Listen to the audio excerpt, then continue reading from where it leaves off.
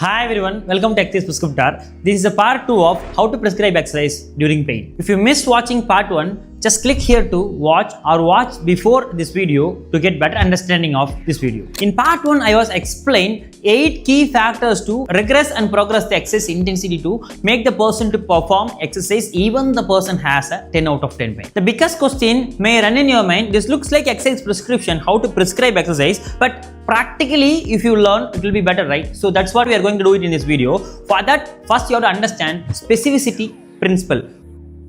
What is specificity teaches? It says that specific adaptation induced demand. For example, how can we improve the cardiorespiratory fitness? Swimming, running, jogging, or else cycling or any EFX. Consider these 4 things helps to improve the cardiorespiratory fitness if you perform prolonged period of time. When a runner comes to me and the runner cardiorespiratory fitness was less, I made the person to improve the cardiorespiratory fitness in swimming. The person cardiorespiratory fitness was improved in swimming. But can we expect the better performance in running? No, right? Because we didn't activate the specific movement what the person is required, even though we achieved what we want to achieve. For simple logical point, for fast bowlers, best exercise to bowl faster. For thrower, best exercise is throwing. For the patient come with the complaints of unable to bend forward, the best exercise for them is bending forward. The person come with the complaints of unable to sit to stand. For them is the best exercise is make them to do sit to stand without pain. That is the reason they are coming to meet us. So if the person has a pain during sit to stand, pain during forward bending, we have to make them do the movement without pain. That is a successful treatment. It's not only eliminating the pain and asking them to don't perform that movement. They know themselves if they take rest, they don't have pain. Then why they are coming to us? To treat the movement. Now let's take the practical example of sit to stand. A patient come with the complaints of unable to sit to stand. Now, patient have 10 out of 10 pain while doing sit to stand. Here I'm not going to discussing about the diagnosis in depth, but how can we approach as a human? So always think in your mind, it's not about the problem, it's all about the person who attached to it. So considering this factor, the person have sit to stand discomfort. What happening in sit to stand? Sit to stand causing 10 out of 10 pain, right? Just break down the movement. What is happening during sit to stand? Knee extension and hip extension. Train knee extensor separately, train hip extensor separately. Now let's see practically how to do that. So in the process of breaking the movement, first movement we took to knee extension. So for the knee extension, how the patient do in a high sitting position and extend the leg with the resistance of 3 kg I am adding first. So ask the patient to extend. By the way, we can strengthen the quadriceps. But consider the patient has still pain, complaints of pain, couldn't able to perform. So we can reduce the load now. 3 kg into 2 kg. We can add 2 kg and ask the patient to perform. The person can perform, can strengthen and progress. The person can't perform. Here, try to regress. Now which principle we use to regress here is load. We reduce the load and we try to reduce the repetition. But still this is tough. Decrease the range of motion by reducing the knee extension range. So now here we can decrease the range of motion and ask the patient to perform. The person can perform is good. Person still has pain, couldn't able to perform. Regress more by reducing the more range of motion. Now I can ask the person to give the same 2 kg sandbag under the knee or the person to do extension. By this time the person has to perform quadriceps activation with this very efficiently. If the person can't perform, we can biofeedback training, give the same weight into opposite side, ask the person to perform. This side they can perform efficiently. This stimulate the neural mechanism to learn the movement, how the muscle activation is happening and everything. In this biofeedback method, we can ask the person to strengthen this leg. Now for example, any case with complaints of knee pain, they could perform this exercise. This is start of exercise considered. If still the person can't able to perform, maybe any post-ACL reconstruction or osteoarthritis, severe stages, or else post-TKR stages, you can see that terminal extension of the range of motion itself get affected. Still the person can't even perform this. There could be a high chance of restricted in the range of motion in the extension. So what muscle contributing the extension range of motion restriction is gastrocnemius passing the knee joint above and producing the flexion movement, and hamstring passing the knee joint below and producing the knee flexion. So the hamstring gastrocnemius plays major role in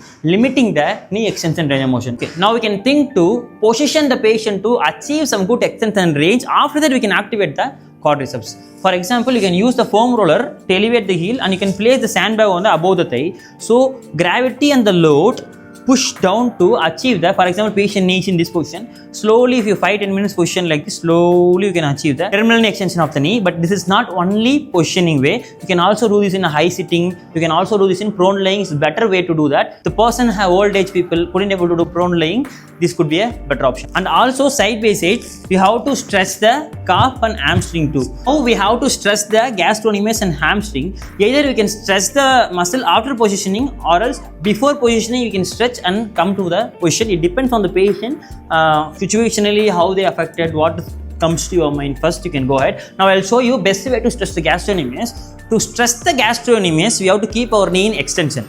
Okay, just for that, runner up calf stretch could be the better example. Guys, I'm repeating, these are all the ideas which I'm giving. Okay, for example, I've shown you how to improve the terminal knee extension. If you want to learn more about it, already we uploaded 8 key variations. There is not only one exercise to do that also. That exercise is discomfort. You can change the type of exercise also. Here we can mention the 8 key exercise. You can click this to watch after the videos or during the videos, that's your wish.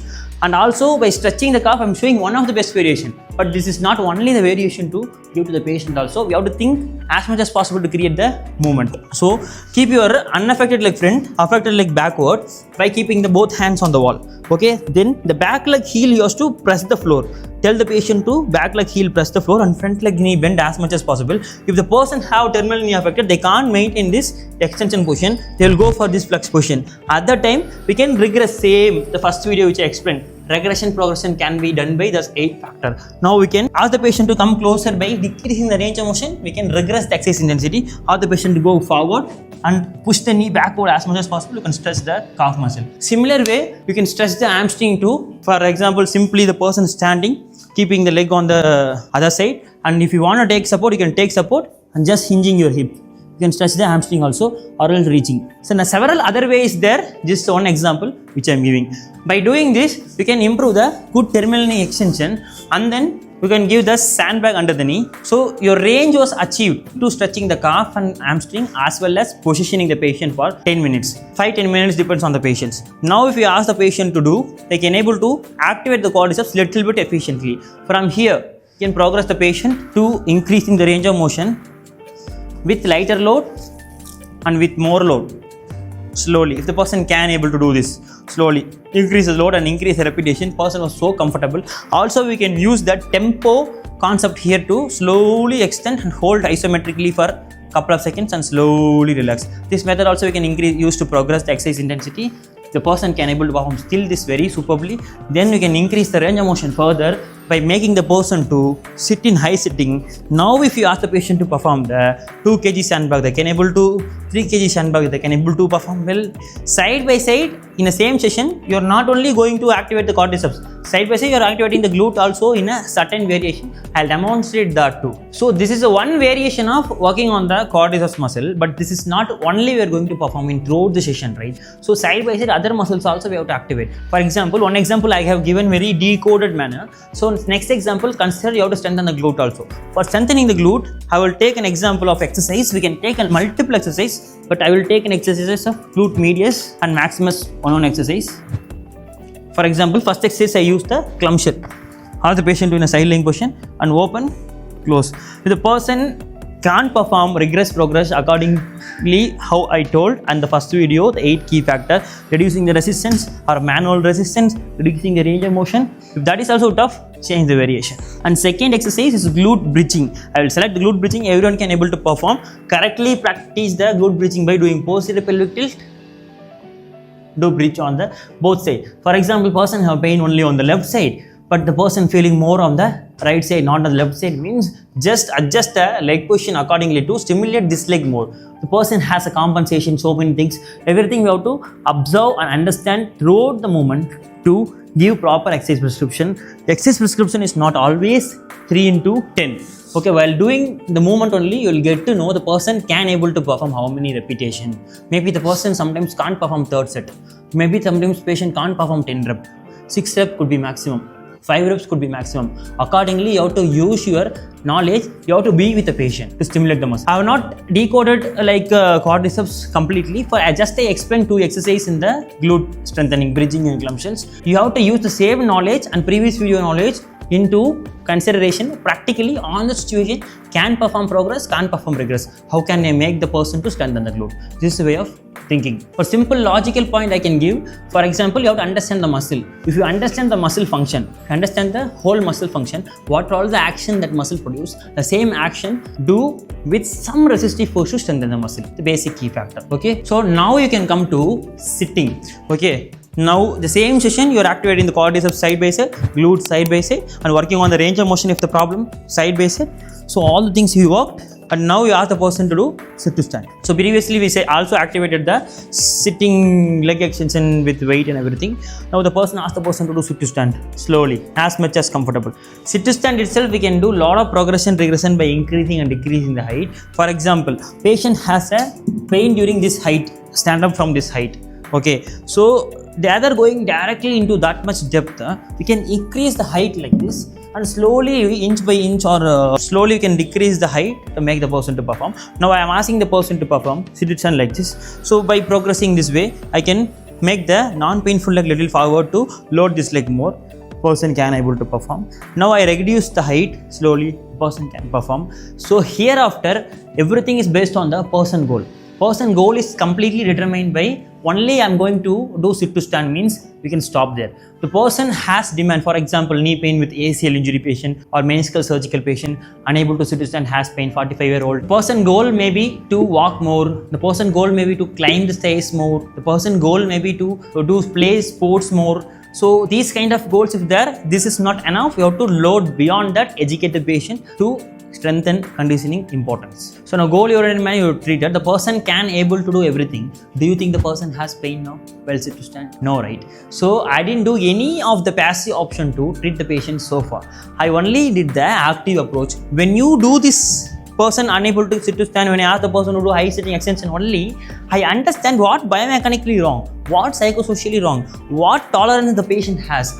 Is it I have to progress? Is it I have to regress? How long it takes? Then if the regression should be needed, the person pain is not getting reduced, I have to regress and make the person to perform that. The person can able to perform that. What are the problem the persons are facing? They should I have to regress more or increase more? These are all the things are determined by the session when you apply the load to the patient. Actively you make the person to move. Okay, that is where I told everyone, every session is assessment. So every information is count. Listen to your patient, they will tell you the diagnosis. So as I said before, specificity teaches what problem patient has. That is what we have to treat. This is just a practical overview and understanding how can we treat the patient through movement science. This is how you have to think and make the person to do the performance or movement which is affected with the help of specificity principle and what the person need actually. So by this way if you do, the person also know what happened to them, Next time recurrently they will feel the pain. So they know what to do, and also they understand the importance of movement and moving and strengthening their body. I hope I stimulated your brain so much. So use this example to apply. Your patient may come with the complaints of shoulder pain. Your patient may come with the complaints of back pain.